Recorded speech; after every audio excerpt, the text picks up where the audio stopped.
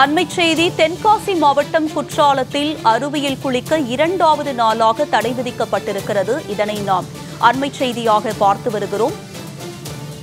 குற்றால அருவிகளில் தண்ணீர் ஆர்ப்பரித்து கொட்டுவதால் சுற்றுலா பயணிகள் குளிக்க 2வது நாளாக தடை விதிக்கப்பட்டிருக்கிறது.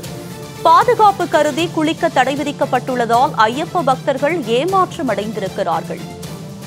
இது பற்றிய கூடுதல் விவரங்களோடு இணைக்கிறார் எமது தென்காசி செய்தியாளர் ரஞ்சித். அவரிடம் விவரங்களை கேட்டு பெறலாம். ரஞ்சித், சொல்லுங்க, இன்னும் எத்தனை நாள்களுக்கு இந்த தடையானது நீட்டிக்க வாய்ப்பு இருக்கிறது? சுற்றுலா பயணிகளும் ஐயப்ப பக்தர்களும் என்ன சொல்றாங்க? நிச்சயமாகும். அதாவது தென்காசி மாவட்டத்திற்கு நேற்றைய தினம் கனமழைக்கான மஞ்சள் அலர்ட் எச்சரிக்கையானது இந்திய வானிலை ஆய்வு மையம் சார்பில் விடுக்கப்பட்டிருந்த நிலையில் தென்காசி மாவட்டத்தின் பல்வேறு பகுதிகளில் நேற்று பகல் நேரங்களிலும் இரவு முழுவதும் விடிய கனமழையானது கொட்டி தீர்த்தது.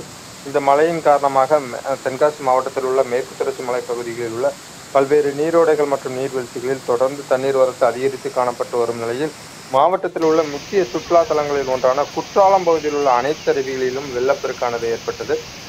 அதனைத் தொடர்ந்து நேற்று மதியம் முதல் குற்றாலம் பகுதியில் உள்ள குற்றால அருவிகளில் பாதுகாப்பு முன்னெச்சரிக்கை நடவடிக்கையாக சுற்றுலா பயணிகள் குளிக்க தடை விதிக்கப்பட்டிருந்த நிலையில் தற்போது வரை தண்ணீர் வரத்து சீராகாமல் வெள்ளப்பெருக்கானது அதிகரித்து காணப்பட்டு வருவதால் குற்றாலம் பகுதியில் உள்ள குற்றாலம் மெயின் அருவி, 5 அருவி, பழைய குற்றால அருவி, சிற்றருவி உள்ளிட்ட அருவிகளில் தற்போது வரை சுற்றுலா பயணிகள் குளிக்க தடையானது விதிக்கப்பட்டுள்ளது.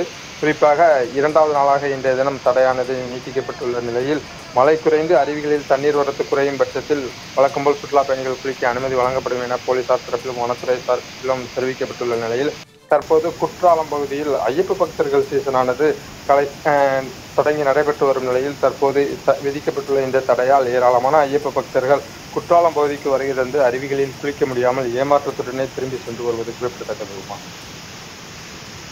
உங்களுடைய விரிவான விவரங்களுக்கு நன்றி ரஞ்சித்.